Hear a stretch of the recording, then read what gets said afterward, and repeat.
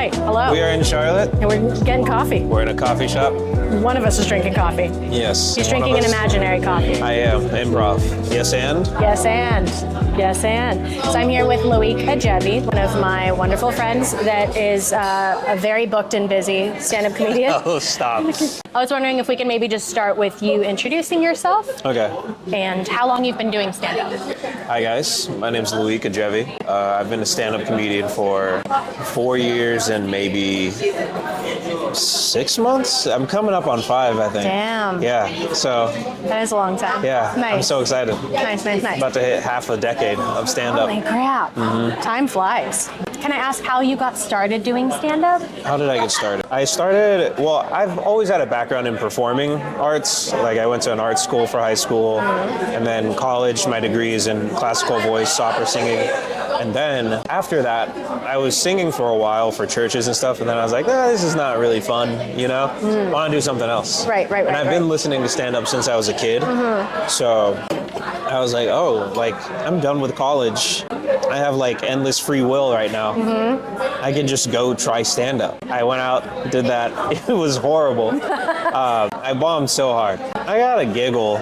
Maybe it was a pity giggle from the back of the L-shaped bar. Somebody in the back in the ether. It's like an They're like, please, this guy's gonna kill himself. He needs something to keep going. Yeah.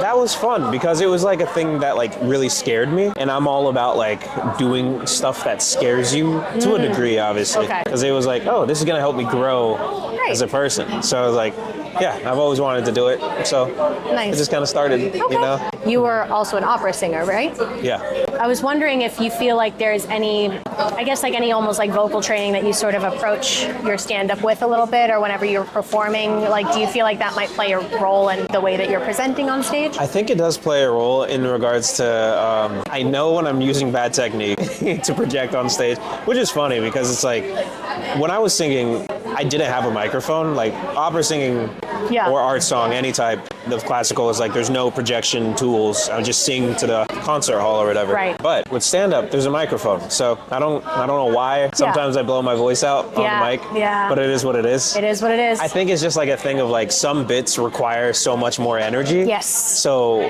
when I kind of get going on the path with the energy, it's like, okay, this kind of goes out the window, all the technique and stuff. It's incorporated in that sense. I think it's also incorporated with how I memorize things. Because when I was in undergrad, every semester it was like 4 pieces of each language, I think. So it was like French, Italian, German, and then English, Old English art song. So we would have to memorize all of those like different languages, and then we would have to translate it to English. Then we would have to do a third translation of what is the meaning that the librettist is trying to convey within the writing. So it's like meaning, language. Right. And then it's like, I'd have to memorize stuff like that, and I was really like, I was such a nerd and stickler on that.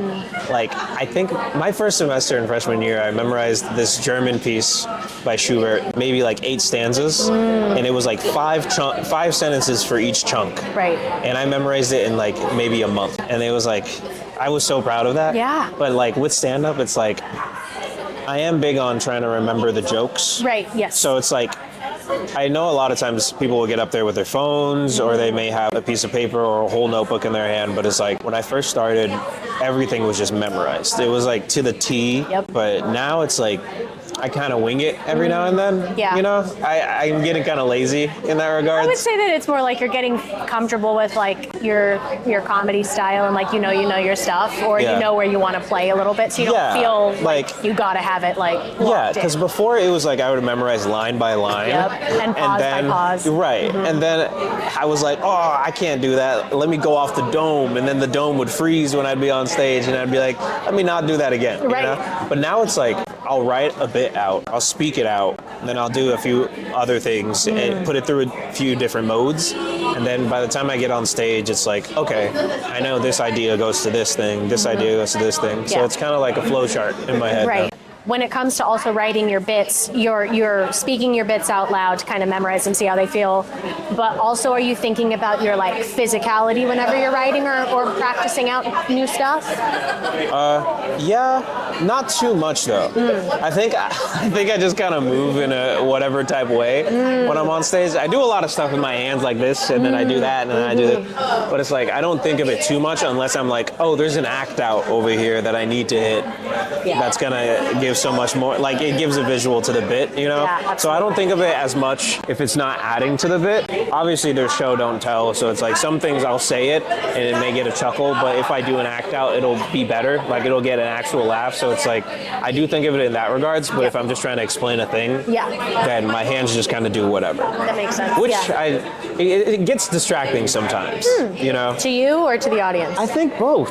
When I watch it back, I'll be like, why is my hand doing this thing when I'm trying to justify something? Like I'll make like a crazy claim or something, and I'll be like, you know, because this, and then da. So it's too much. It's too much this sometimes, you know. Yeah. Out of curiosity, was there a specific language you preferred doing opera in over others? Probably German. German. They have pretty art songs. Yeah. But they were the start of 2 wars. But now they're like, you know, so sustainable, so liberal, so wonderful. So liberal. So liberal. Yeah. So you're not originally from Charlotte. Whenabouts did you move to Charlotte? I moved to Charlotte it was August 15th, 2024. And so you started doing stand-up then back, was it Jacksonville? Yeah. Okay, that was like your first space doing mics and stuff. I did mics for like maybe like a month or so, and then I moved to Gainesville, Florida. Okay. Because I had to go to grad school, and that's where most of it was done. Interesting. Yeah. Okay. And then I came back to Jackson. I was like, this sucks, actually. Yeah. There's like so few mics throughout the week.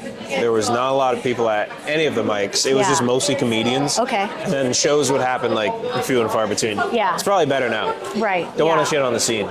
Right. But you guys know what I'm talking about if you're from Jacksonville. Yeah, that's another thing that I wanted to get your thoughts on, because you've done stand-up in a few different cities that are different sizes, different demographics and stuff.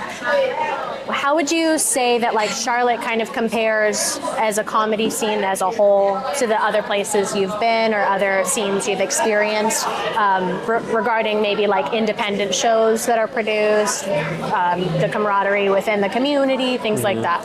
There's a lot of indie shows in Charlotte. Yeah. Like a lot. Yeah. I think that's cool. Yeah. I'd say it's a good city though. Yeah. Like for stand-up. I'm Like there's a lot of surprised. chances to get on stage. And I think for what I need right now in my comedy career, that's kind of what I want. A lot of stage time.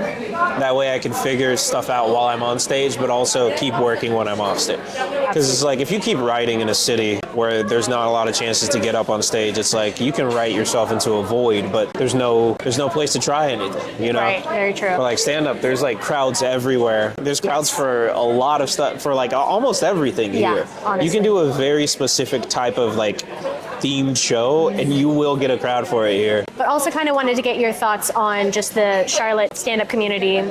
Would you say that you've made a lot of like friends or like friendly connections in the stand-up community here? I'd say so, yeah. I like it. Yeah, me too. I like it here because people kind of gravitate, I guess, to each other here based off of, I guess, like their styles, or if they like somebody's bits, or if they just like somebody's vibe. Yeah. Or like generally, even if we have different vibes, everybody's very still supportive of each other. Yes. Unless there's some drama every now and then. Like somebody may be like, oh, fuck that guy, he didn't let me up at this mic. Yeah. And that's so specific.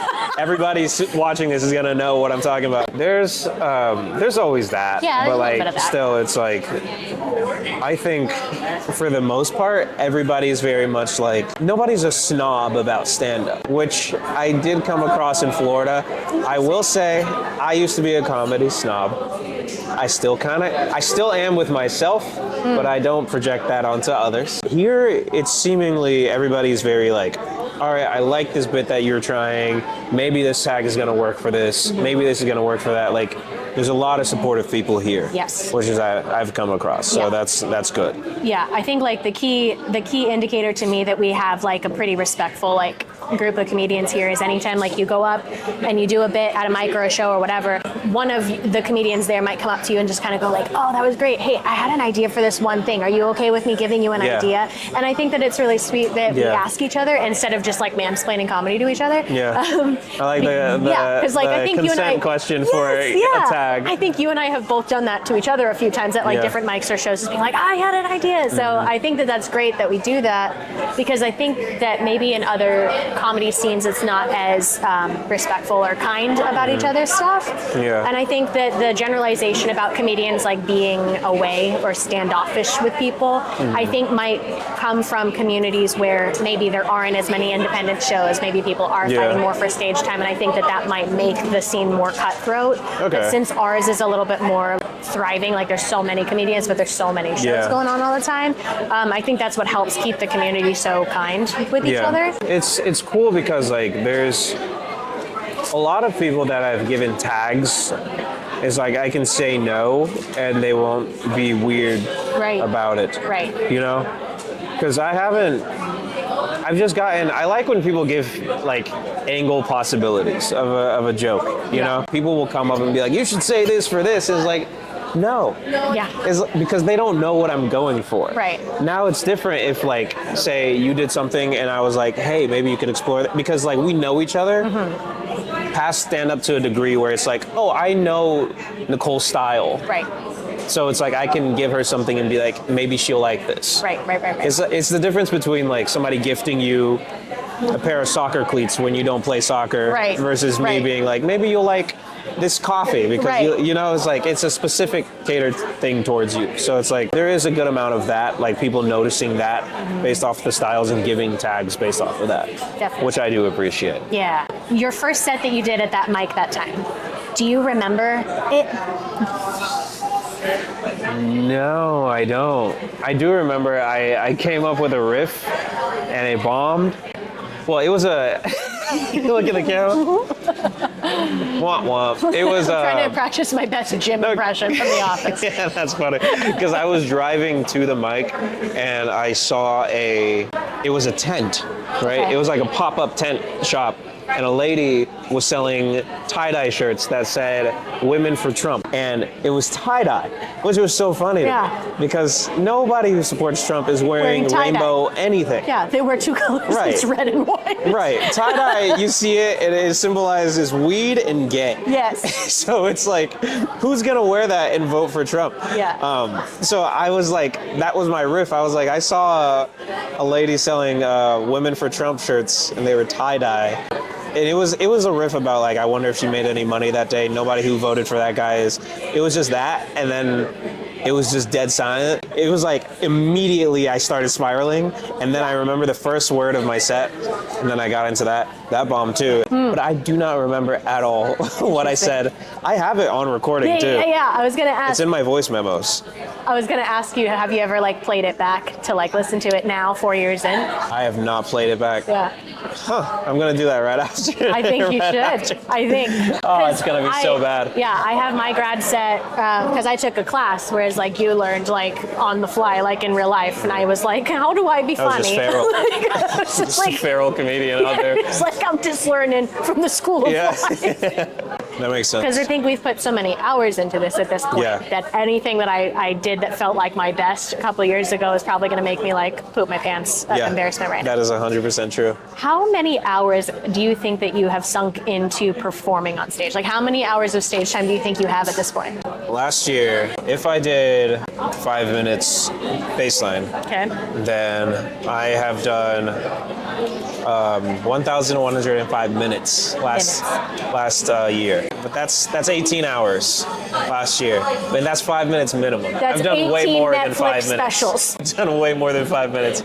So it's like there was probably a good amount of hours I've done. I would say ballpark maybe 30 hours or so. Last year alone. How many days a week do you do mic? If I do have shows, I try to hit at least 3 mics a week. If I don't have shows, I'll try to hit 3 to 5. So a mic every night of the week, basically. Okay. Or if I can hit 2 in one night, then that's primo. Okay. Now, you've said that, you know, at work you don't tell anybody about your personal life. Like they don't know your things. This is smart.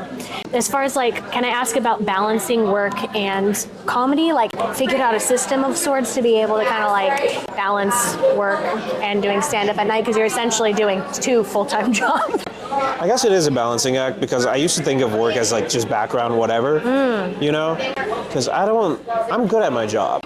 My job was always kind of on the back burner because I know I could do it kind of second nature. And comedy was still always the forefront of what I was doing. Okay. So it doesn't really feel like too much of a balancing act if we're talking like workload. Right, okay. It does on days where I'd have to like drive out of the city for a show, and then I finish work at a certain time. Yeah. The logistics, the planning, and the scheduling, I hate that.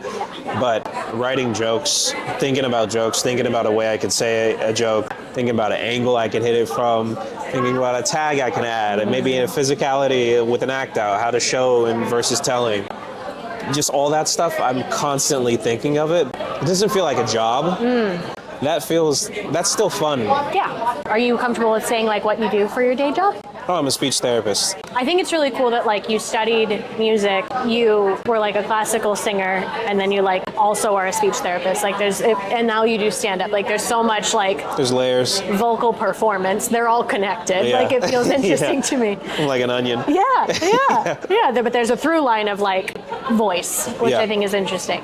What are your thoughts on crowd work? How do you feel about it? I mean, I think it's a good skill to have. Just to, even if you have a loose skeleton of what you do in a situation. Like I know a lot of comics who like they have a joke that involves crowd work. So they'll be like, anybody do this? And 9 times out of 10 somebody will. And they'll be like, what do you do? If they say this, I say this. If they say that, I say this. It's kind of structured. Yeah. So it's like that. If that works, it works. Right.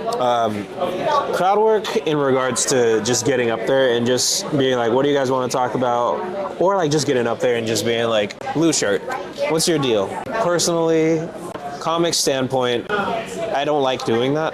Me neither. I've done it a few times maybe. I've never not had something to talk about before I get on stage. Yeah. If you see me do crowd work, it is either to get a lay of the land of where I'm at, or it's like just to start the set and really just bond with them. Okay. Like when I did the Clemson gig with Carol, I looked at the clock and I was like 18 minutes in of just doing material on them. And it was like just talking to them, pre-written stuff about them. But it's like that was all in hopes of like bonding with them. Because if I got up on there and I was like just talking about myself from the jump, then they'd be like, as an audience, they're like, who the fuck is this guy? We're not connecting. Yeah, like he just got on stage to talk about himself, you know? So it's like, yeah, I'll talk to the room and be like, oh, who's represented for this chapter or whatever? And then somebody will be like, oh, I'm that chapter. And then I'll be like, oh, you chose to sit back there? Like, I'll just fuck with them a little, just to find out how they are as people. I think it has its purpose. Yeah. Or if you see something like just odd, it's like, yeah, call it out. Sure, yeah. But at the same time, it's like, if I'm strapped on time, like 5 minutes, even 10 minutes, it's like, I don't really want to do crowd work. I don't want to waste because I have time. something. I have something I want to get out to see if it works. So I would say like as an audience member, personally, I don't love the like walking on stage and just being like, hey, like what are you guys doing? What's up? What's your deal? Because to me, it feels a little bit like you're running out the clock. You don't know what you want to talk about. You're wasting their time. You're wasting my time. I'm personally not a huge fan of it, so I haven't explored that muscle as much as I probably should. But the way that I've seen you do it is the balancing act of like you're doing bits like you already like planned out, and then you're checking in with people, and then like you riff in a very natural way. Because I've seen enough of your stuff at mics, but also been on enough shows with you to know that like you're always writing for one. You go to mics 5 nights a week, and you've almost always got a new thing that you're coming out with like week after week of like a bit you've been working on that you've refined over the week, and are like, cool, adding that in my back pocket. And I think that that's really admirable. Appreciate it. Yeah, absolutely. Thank you. I enjoy doing it, Yeah. Also, another thing I've noticed about your performance style just generally is like you feel very natural. It does feel like when I'm watching you perform, it feels like we're all like at a party and you're like sitting in the kitchen like talking. Oh, that's cool. Like it feels like... That's nice. I appreciate because that. it's like not easy to present that not nervous or that confident all the time, but like you do feel very like comfortable comfortable on stage, and it's very clear, and like you feel very approachable as a comedian in a way. Nice. I would say. As I an audience appreciate that. member. Yeah. Thank you. Absolutely. I feel like I overheard you one time tell me, I think you had to go do a show, and it was like far away. No, I remember you saying, I think you had to go to like do a random show in like some I want to say it was like a small town, or it was like some random city, but it was like an all white room. Oh, you had said something like, oh, there's probably like no crime here. Like, what's that about? And somebody, I think in the audience said something like, well, there could be tonight. Yeah. And I remember you telling me like, I couldn't get out of there fast enough. So that implies. That shit was crazy. Yeah. So I have done like primarily white rooms, but I've also done a lot of mixed rooms, and I very recently have done a lot of like all black rooms as well. Mm-hmm. So I'm assuming you've done a mix of the three as well, right? I guess I just kind of wanted to ask you your thoughts on like, how do you feel walking into any of the three audiences? Because your approach is different in every Walking into like a mixed room is so fun. Yeah, it's like it feels welcoming. There's not a crazy hive mind in a mixed room. That's a good way to put it. But like in a black room is like, you need to be funny if you're from the jump. And it's like, but it's so fun. I like the energy in there because it's like, it's electric. I did a family reunion. It was a private gig. It was all black people. Interesting. And it was so fun. Yeah. But it was like, I was scared because it's like, you got to be funny if you have a black crowd. Because if you're not funny, they'll fucking tell you. They will tell you. And they will mean it. Yeah. Like, and it's like, it's just funny, like the way they show it sometimes. Like you'll see people sleeping, or you'll see people like just on their phone. Yeah. Or like they'll just look right at you while you're telling a joke. Yeah. And then you may even try to crowd work them, but they'll just be like, pack it in. I like that. I feel like that builds my character in a sense of like, okay, I went out, I did that for this audience. I knew that they're a lot more choosy of what they want to hear. But then again, white crowds are just easier in general because they're very like white people. White people. Not, obviously generalizations aside, but like generalizations still in like factoring. Inside. Yeah, it's like if you are funny to a black crowd, you can be Filipino and talk about this, but it's got to be funny. You can be black, you can talk about this, it's got to be funny. I'm a black person, but then I sound like this and I talk about it, and that's funny to them. Somebody can be white and talk about a certain thing. That's funny to a black crowd. But with a white crowd, it's almost like there's different types of whites. There's like white crowd, you'll do an uptown, and they're like, these people are rich. So it's like, they may giggle at stuff, they may laugh very, like, it's very guarded the way they laugh. Mm-hmm. Or they may take offense at something that's like, what the fuck was that? Like, why are you mad at that, you know? I don't understand them. I don't understand those whites. And then there's whites that are like, just like, I guess degular. The regular whites. Yeah, they've got dogs. They walk trails. They drink kombucha. Yeah. They drink the booch. They go to Rhino Market and order sandwiches.